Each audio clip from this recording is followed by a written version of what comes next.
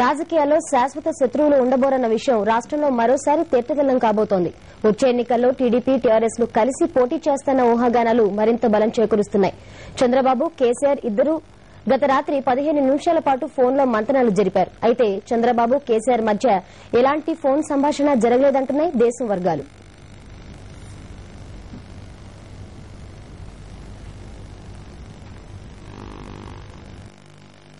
వచ్చే ఎన్నికల నాటికి రాష్ట్రంలో కొత్త రాజకీయ సమీకరణాలు ఆవిష్కృతం కాబోతున్నాయి.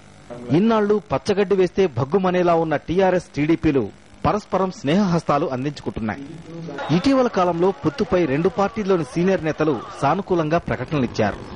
దీనికి మరింత బలం చేకూర్చారు కేసీఆర్, చంద్రబాబు.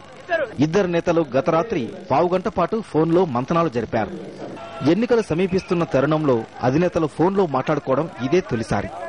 ఈ నెల 13న ఖమ్మంలో జరిగే పార్టీ విస్తృత స్థాయి సమావేశంలో తెలంగాణకు అనుకూలంగా చంద్రబాబు తీర్మానం చేసే అవకాశాలు కనిపిస్తున్నాయి. అది జరిగిన వెంటనే పొత్తు ఖరారవుతుందని భావిస్తున్నారు. వచ్చే ఎన్నికల్లో కాంగ్రెస్ ను ఓడించడంతో పాటు కొత్త పార్టీలకు చెక్ చెప్పాలనే ఉద్దేశంతోనే టీడీపీ, టీఆర్ఎస్ లు జతకలుస్తున్నట్లు రాజకీయ నిపుణులు విశ్లేషిస్తున్నారు. ముఖ్యంగా చిరంజీవి పార్టీ వైపు తెలుగు తమ్ముళ్లు ఒక్కొక్కరుగా క్యూ కడుతూ ఉండడం, దేవేంద్ర గౌడ్ శిబిరానికి గులాబీ శ్రేణులు వలసపోతూ ఉండడంతో పొత్తు తప్పనిసరనే నిర్ణయానికి వచ్చారు. ఒకవేళ చిరంజీవి పార్టీ సమైక్యవాదం వినిపిస్తే రాజకీయంగా చావుదెబ్బ తీయాలనేది నేతల వ్యూహంగా కనిపిస్తోంది. అలాగే దేవేందర్ గౌడ్ కు గుణపాఠం చెప్పినట్లవుతుందనేది చంద్రబాబు ఆలోచన. 2 రోజుల క్రితం కేసీఆర్ తెలంగాణపై టీడీపీకి అనుకూల వైఖరి ఉంటే పొత్తు గురించి ఆలోచిస్తామని వెల్లడించారు.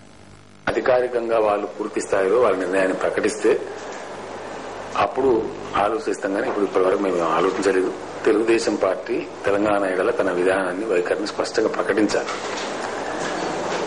ఆ తదుపరి ఏదైనా మంచి చెడ్డో మాట్లాడడానికి ఆస్కారం ఉంటుంది. కానీ ఇప్పుడు ఇద్దరు నేతలు స్వయంగా రంగంలోకి దిగడంతో పొత్తుపై తుది ప్రకటన చేయడమే మిగిలి ఉందని చెప్పుకుంటున్నారు.